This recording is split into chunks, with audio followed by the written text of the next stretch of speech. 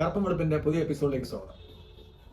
പറയണ്ടെന്ന് വിചാരിക്കുകയാണ്. രാവിലെ ഒരാളുടെ തന്തയ്ക്ക് പറയുക, അത് ജീവിച്ചിരിക്കാത്ത ഒരു അച്ഛന് പറയുക എന്ന് പറയുമ്പോഴത്തേക്ക് ഒട്ടും ശരിയായ ഒരു കാര്യമല്ല. ജീവിച്ചിരിക്കുന്ന അച്ഛനാണെങ്കിൽ പിന്നെയും പറയാം. മരിച്ചുപോയ ഒരാളെ പറ്റിയിട്ട് നമ്മൾ മോശം പറയുന്നത് ശരിയല്ല. നമ്മുടെ സ്വരാജിന്റെ ഭാഷയിൽ തന്നെ പറഞ്ഞു കഴിഞ്ഞാൽ മരണം ആരെയും വിശുദ്ധരാക്കുന്നില്ല.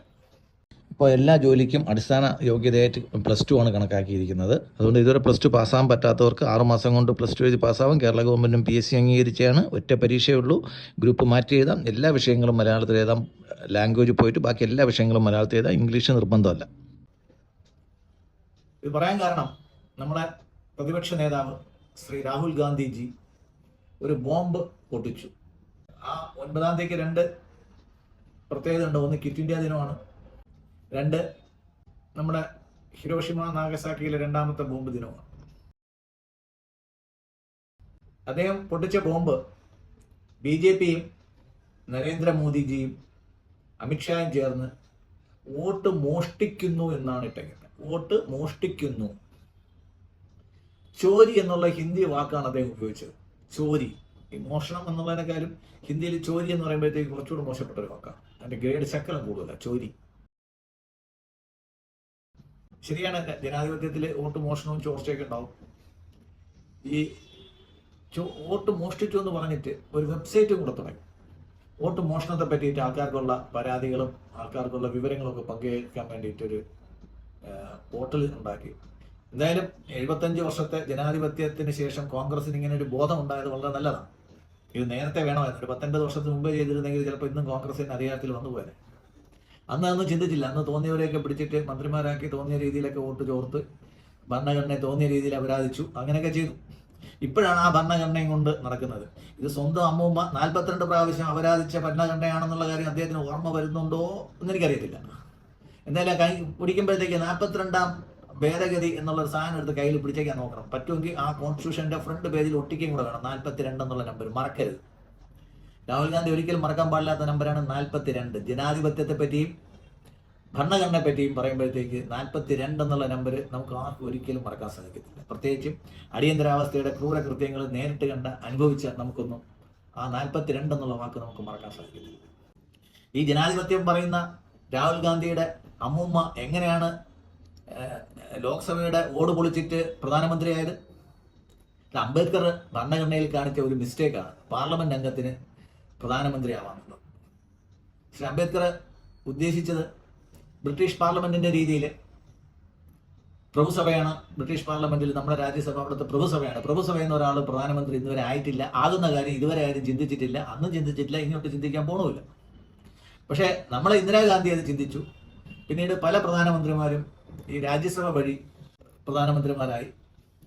അതിൽ ഒരു സർദാർജി ആണെങ്കിൽ 2 ഫുൾ ടൈം രാജ്യസഭ വഴി പ്രധാനമന്ത്രിയായി. ഒരു ജനങ്ങളെ നേരിട്ട് കാണുകയും ഒരു വോട്ടും ഒരു പഞ്ചായത്ത് ഇലക്ഷൻ പോലും നിൽക്കുകയും ചെയ്യാത്ത ഒരാളാണ് 10 വർഷം ഉണ്ടായത്. അപ്പൊ ചോരി എന്നൊക്കെ പറയുമ്പോഴത്തേക്ക് ഈ പറയുന്ന ഓട് പൊളിച്ച് കയറിയതും കൂടെ നമ്മൾ കൂട്ടാം. ഇനി അടുത്ത് ചോരി എന്ന് പറയുമ്പോഴത്തേക്ക് നമുക്ക് ഓർമ്മ വരുന്നത് 80കളിലെ ഡൽഹിയിലെ മുദ്രാവാക്യമാണ്.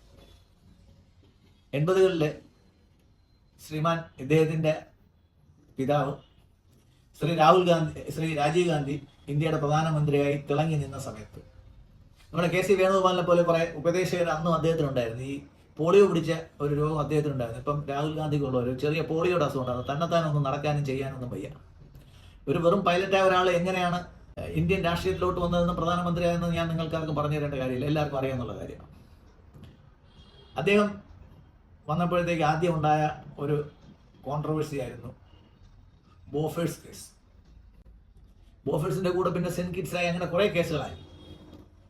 ആ സമയത്ത് ഡൽഹിയിൽ, അതായത് കോൺഗ്രസ് അതിന്റെ ചരിത്രത്തിലെ ഏറ്റവും വലിയ ഭൂരിപക്ഷം നേടി, ഇന്ദിരാഗാന്ധിയുടെ മരണത്തിന് ശേഷം ഏറ്റവും വലിയ ഭൂരിപക്ഷം നേടി അധികാരത്തിൽ വന്ന സമയമാണ്. പാർലമെന്റിലെ ഏറ്റവും നല്ല ഭൂരിപക്ഷമുള്ള സമയം കോൺഗ്രസ്. ആ സമയത്ത് ഡൽഹിയിലെ ഗലികളിൽ, ഡൽഹിയിലെ തെരുവുകളിൽ, ഉത്തർപ്രദേശിലെ തെരുവുകളിൽ ആ മുദ്രാവാക്യത്തിന്റെ ഒരു വരിയാണ് Shri Rahul Gandhi പിടിച്ചേക്കുന്നത്. ചോരിയെ that we expose voter चोरी. इस कैंपेन का पूरा समर्थन कीजिए. Please support this campaign fully. हमारे वेबसाइट पे पूरा का पूरा इंफॉर्मेशन है, डेटा है. आप इस मूवमेंट में शामिल होइए और हिंदुस्तान में जो वोटर चोरी हो रही है उसको रोकने का काम कीजिए। എന്നിട്ട് ഈ ചോരിയെ പറ്റിയിട്ട് പറയാൻ വേണ്ടിയിട്ടുള്ള കംപ്ലൈന്റ് കൊടുക്കാൻ ഇട്ടേക്കുന്ന എന്താ പറയുന്നത് ഒരു ഫോൺ നമ്പർ ഉണ്ട്. മിസ് കാൾ കൊടുത്തു കഴിഞ്ഞാൽ നമുക്ക് അതിനകത്ത് അംഗമാവാം, അതിന്റെ കാര്യങ്ങളൊക്കെ അറിയാം. ആ നമ്പർ അവസാനിക്കുന്നത് 420 420 എന്ന് വെച്ചാൽ എന്താണെന്ന് എല്ലാവർക്കും അറിയാം. 420 420 എന്ന് പറയും. ആ നമ്പറാണ് കൊടുത്തേക്കുന്നത്. അദ്ദേഹത്തിന് ഏറ്റവും പറ്റിയ നമ്പറാണ്, അദ്ദേഹത്തിന് യോജിച്ച ഒരു നമ്പറാണ് അദ്ദേഹം കൊടുത്തേക്കുന്നത്. ഞാൻ പറഞ്ഞു വന്നത്, അന്ന് ഡൽഹിയിലെ UP-യിലെ ഹിന്ദി ഹാർട്ട്ലാൻഡിലെ തെരുവോരങ്ങളിൽ വിളിച്ച ഒരു മുദ്രാവാക്യമുണ്ട്, ഗലി ഗലി മേ ഷോർ ഹേ രാജീവ് ഗാന്ധി ചോർ ഹേ. ഒരു രാജ്യത്തിന്റെ പ്രധാനമന്ത്രിയെ ചോർ എന്ന്, കള്ളനെന്ന് പരസ്യമായിട്ട് തെരുവീതികളിൽ ആൾക്കാർ മുദ്രാവാക്യം വിളിച്ചെങ്കിൽ അതിന്റെ ക്രെഡിറ്റ് പോകുന്നത് ശ്രീ രാഹുൽ ഗാന്ധിയുടെ പിതാവായ ശ്രീ രാജീവ് ഗാന്ധിക്ക് തന്നെയാണ്. രാജീവ് ഗാന്ധി അതിനകത്ത് മോഷ്ടിച്ചോ പൈസ കടത്തിയോ മൈനോ ആരാണ്, പിന്നെ ഖഷോഗി ആരാണ്, ഇതൊക്കെ ഒരുപാട് കാര്യങ്ങൾ അതിനകത്ത് വരുന്നുണ്ട്. അതിന് ശേഷം ഉണ്ടായതൊക്കെ ചരിത്രമാണ്. ഇറ്റലിക്കാരൻ എങ്ങനെയാണ് വന്നത്, അയാൾ എങ്ങനെയാണ് മീഡിയേറ്റർ ആയത്, അയാൾ എങ്ങനെയാണ് പൈസ അടിച്ചുകൊണ്ട് പോയത്, ഇതിൻ്റെയൊക്കെ ഉത്തരവാദിത്വം ശ്രീ രാജീവ് ഗാന്ധിയെ മരണം വരെ പിന്തുടർന്നിരുന്നു എന്നുള്ളതാണ് സത്യം.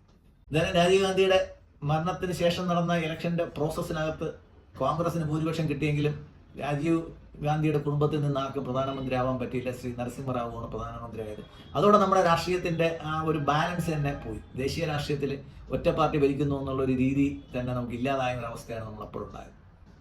ഇപ്പൊ ഞാൻ പറഞ്ഞു വന്നത്, രാഹുൽ ഗാന്ധി ഇപ്പോൾ പറയുന്ന വോട്ട് ചോരി എന്ന് പറയുന്നത് പൈസ ചോരി എന്നുള്ള 80കളുടെ മുദ്രാവാക്യം തമ്മിൽ നല്ല ചേർച്ചയാണ്. ഗലി ഗലി മേ ഷോർ ഹേ രാജീവ് ഗാന്ധി ചോർ ഹേ. നന്ദി, നമസ്കാരം.